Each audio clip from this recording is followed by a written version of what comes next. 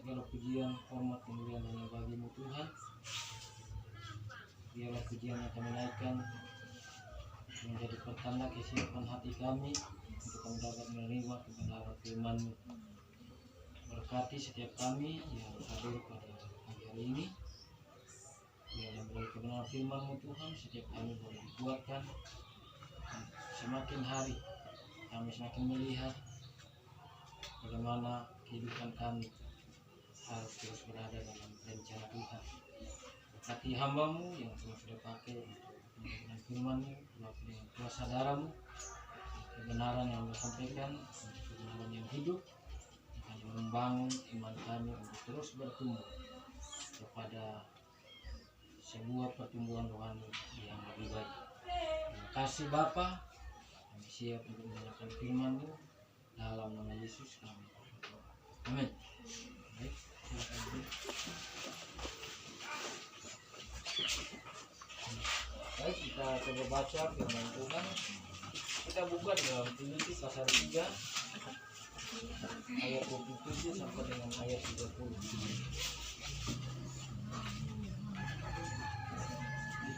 Ya, Filipi 3 ayat 27 sampai dengan ayat 30. Filipi pasal 3, Filipi pasal 3. Filipi pasal 1 ayat 27 sampai dengan ayat 30. Filipi 1 ayat 27 sampai dengan ayat 30. Sudah? Amin. Oh iya. Filipi pasal 1 ayat 27 sampai dengan ayat 30.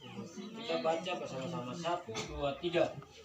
Hanya yang Bapa itu berpadanan dengan Injil Kristus, supaya Allah dapat mendengar, dan apabila aku dapat mendengar, bahwa kamu teguh berdiri dalam satu roh, dan sehati sedia berjuang untuk iman timbul dari berita ini, dengan tidak dibenarkan sedikit pun olehmu. Bagi mereka semuanya ada tanda kesesatan, tetapi bagi kamu tanda keselamatan, dan itu datangnya dari Allah. Sebab kepada kamu dikaruniakan bukan saja untuk percaya kepada Kristus, melainkan juga untuk menderita bersama Dia. Dalam pergumulan yang sama seperti yang Ia berkati padaku, dan sekarang kamu dengar tentang aku. Amin. Saya beri judul hidup berpadanan dengan Injil Kristus. Nah, saudara yang dikasihi oleh Tuhan Yesus Kristus, bagaimana kehidupan kita, atau seperti apa hidup yang sesuai dengan Injil Kristus, atau hidup yang sesuai dengan kebenaran firman Tuhan. Tentu dari bacaan kita ada beberapa poin yang tentunya kita simak, yang bisa kita jadikan standar atau petunjuk di dalam menjalani hari-hari hidup kita. Tentu sebagai anak Tuhan ada rambu yang mesti menjadi aturan di dalam kita berhubungan dengan Tuhan. Di dalam dunia sekuler saja ada aturan yang kita harus taati sebagai bangsa atau sebagai warga negara. Dalam hidup berbangsa dan bernegara ada aturan yang mesti kita taati. Ketika disuruh buat KTP, kita harus buat KTP. Ketika berkaitan dengan saudara, ketika harus berkendaraan, maka harus urus SIM. Karena kalau tidak punya SIM, bisa jadi kena tilang atau apapun, kita ditahan. Artinya di dalam menjalani setiap kehidupan kita ada aturan. Demikian juga halnya dengan pribadi kita. ketika kita mengaku diri kita sebagai orang percaya, sebagai anak Tuhan, maka ada aturan yang mesti kita turuti atau taati. Makanya saya kasih judul dari firman Tuhan, hidup berpadangan dengan Injil. Kenapa saudara?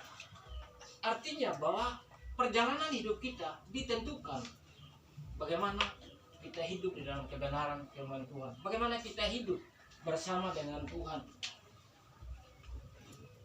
Kita hanya bisa mengalami sesuatu yang dahsyat atau yang luar biasa di dalam Tuhan ketika hidup kita sesuai dengan kehendak Tuhan, ketika hidup kita berada dalam rencana Tuhan. Nah, kita bisa lihat ada beberapa poin yang harus kita lihat di dalam ayat 27. Yang pertama, harus berdiri teguh di dalam satu roh. Nah, saudara yang dikasihi oleh Tuhan Yesus Kristus, sebagai anak Tuhan, mestinya kita tahu bahwa kita punya roh yang sama.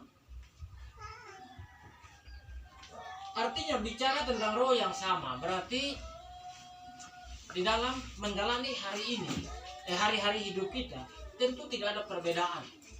Tidak ada, mungkin masalah pasti ada, mungkin perbedaan pendapat ada, tetapi ujungnya bisa diselesaikan. Itulah yang disebut dengan satu roh atau satu jiwa. Makanya ketika Daud dan Yonatan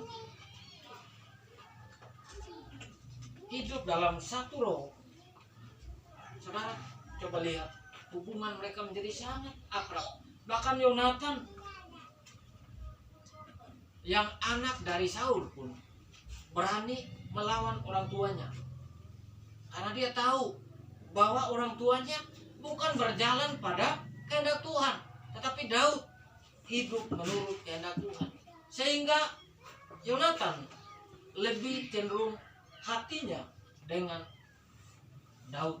Jadi rahasia apapun yang akan dilakukan oleh Saul terhadap Daud, Yonatan memberitahukan. Sehingga apa? Ketika ada ancaman yang mungkin menghilangkan atau akan menghilangkan nyawa Daud,